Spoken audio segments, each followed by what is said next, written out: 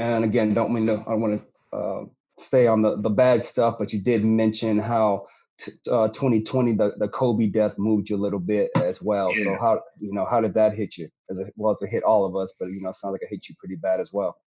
Right. It's like losing a superhero, in a way. I remember like having a superhero like Bruce Lee and finding out, he died. It's right, damn. Yeah. Man. And I put Kobe in that category in a way. So it's a great loss to our courage in a way. People like Kobe help all of us summons the spirits in us, you know what I mean, to be the best. Right. And it takes courage to go there and challenge yourself, because that's the fight nobody knows but you. Already. To challenge yourself to go further and get better and be better, and that you're good, but you're not good enough. Keep going. And this is what I love about athletes, like with that spirit that Kobe, I give T.O. the spirit too. T.O.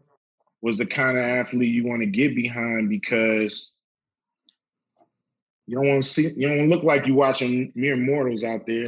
Like you and your friends can get out there and do it. You know what I mean? Right.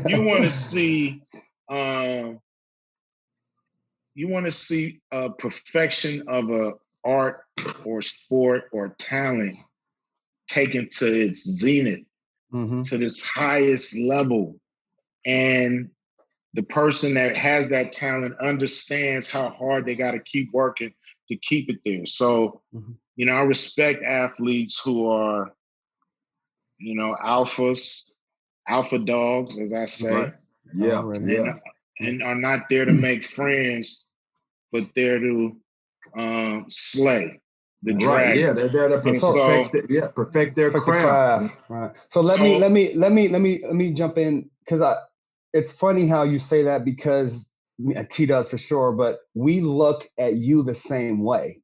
Because when you're on stage, like I said, I've seen you perform at a bunch of different, venues, but when you're on stage, it's like, we're always like, man, he in his bag, he's focused. Like, I wish I could do that. You know what I'm saying? It's like, and you look at the athletes like that. So there's that back and forth, mentally, as far as we look at you the same way. But, I look at a dude that can handle a bulldozer or a crane or somebody that can fly a plane. I look at them the same way. If you just, know you the shit. Right. You know what I'm saying? And you're doing your thing. There's nothing wrong with that. I love that attitude in people who own it and not afraid to let people know what they can do, and then they can back it up. It's why we love Muhammad Ali. Muhammad Ali is just a great all around everything person to like and get behind. He was great speaker, great athlete, but he had principle. He didn't let nobody take his manhood from him, verbally or physically. So, it's like, and to me, he was one of the true first rappers. You know what I mean? You like, rap wouldn't be what rap is without Muhammad Ali. Right. As that person who would say they'll whoop your ass and then back it up. You know what I mean? Right. Yeah. I remember when watching Muse, when Kobe was talking about how when MJ came in the league, some of the guys wouldn't look MJ in the eyes. And Kobe made the statement. He's like, I'm not gonna not look this dude in his eyes. He's like, I'm that too. Like about Mike, like I'm that dude. I'm you. You know what I'm saying? So it's like, yeah, that respect of anybody who's going to have the confidence to say I'm in the 0.01% of my craft. Like I'm that too. Hey, the person that sold his numbers on his jersey, if they the baddest at it, should walk in the room and say, I'm bad at this. You know what I mean? I'm y'all might be good at that, but when it come to that, when it come to this, y'all not fading me. So I just respect people who know who they are and what they're worth and how to, deliver perfection to people and deliver as close to perfection as they can get it. It's close to perfection. It's perfection in the eyes of everybody else. You know what I mean? Right. Even if it's not, even if they feel like, I could have did that a lot better. So respect due all the way around, especially for Kobe Bryant, who I think he transcends basketball when it comes to giving people that mentality. They call it the Mamba mentality. Yep. And I mean, I've even said it, and he's obviously Kobe's one of those guys. He's number 2, second best player ever behind Michael Jordan. When you look at him play and you see his, like you said, his relentless pursuit of greatness, it was on display every time that he touched the court. And I think that's the difference between he and MJ and some of the guys that are playing today, that, they have the talent. They show you flashes of the skill set. But I think what made those two great in my eyes is their ability to possess and be the best versions of themselves, which Kobe obviously, he says a lot. But again, those two individuals, they didn't take a night off. It was just when you talk about Mamba mentality, you talk about killer instinct. As you Hadj was saying, like he didn't want to. Some guys were afraid to look the greatest in the eyes, but Kobe saw him as Michael's equal. And when you start to see somebody inferior, you make yourself inferior to somebody, then that's how you're going to play, and that's how people are going to perceive you. But when we talk about his pursuit of greatness, I mean, like I said, we haven't had any better examples than Michael Jordan and Kobe. And so, man, I appreciate you sharing that story. And I know you're a big Lakers fan. And just, I mean, obviously, like I said, when Kobe passed, it hit everybody like a ton of bricks. I mean, we were talking about, honestly, when Hatch is the first guy that texted me about it. And I was already talking about bringing him on the show. And so when he texted me, he said, Kobe, I said, yeah, I said, I'm reaching out to him to bring him on.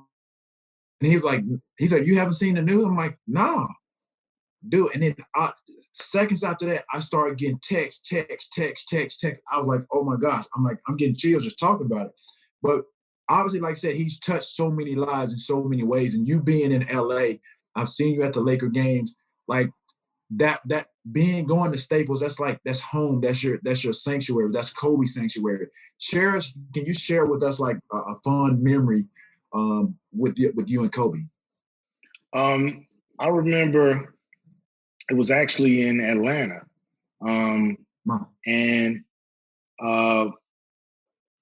it was up at TNT.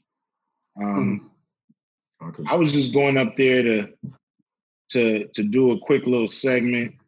And when I walked in the control room, Kobe is standing there watching the them get ready for the monitor. For the telecast. But he wasn't on the show. Right. He wasn't scheduled to go on the show. He was just there hanging out in the control room. So, and this is where, after they do their segments, they'll walk into the control room and, it's snacks and little stuff in there. This is my first time really getting, some one-on-one alone time with Kobe Bryant, where there's no more distractions and it's just me and him talking about,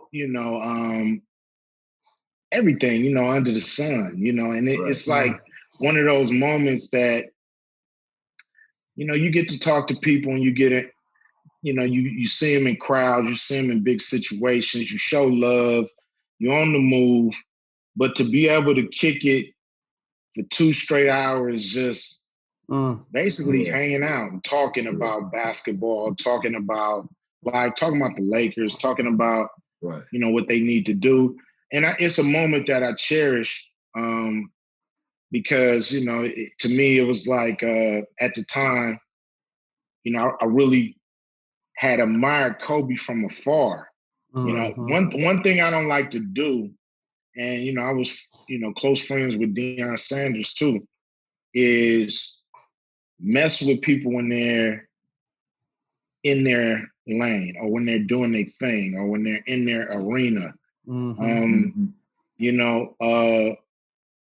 I've been invited on the sidelines many a times to games and stuff like that. And I would rather go sit in the crowd or, a box or whatever, because I don't want to be a distraction. I want to see what people do their thing without even thinking they got to come over and talk to me or say, Cube, you good? It's like, don't worry about me. I want to fan out. Right. I want to fan out. Yeah. I had always been that way with Kobe until I was able to really kick it with him that day. And then we became, a lot closer. But I still, would let him do his thing and admire him from afar because, Kobe, he's a lot younger than me. So, he's from a different generation. And that's another cool thing is to have a hero that's younger than you, somebody who, people always think you got to look up to your OGs and look up to the people that's done it before you. But to show that you admire somebody younger than you, to me, it means that you're never too old to learn and you're never too young to teach.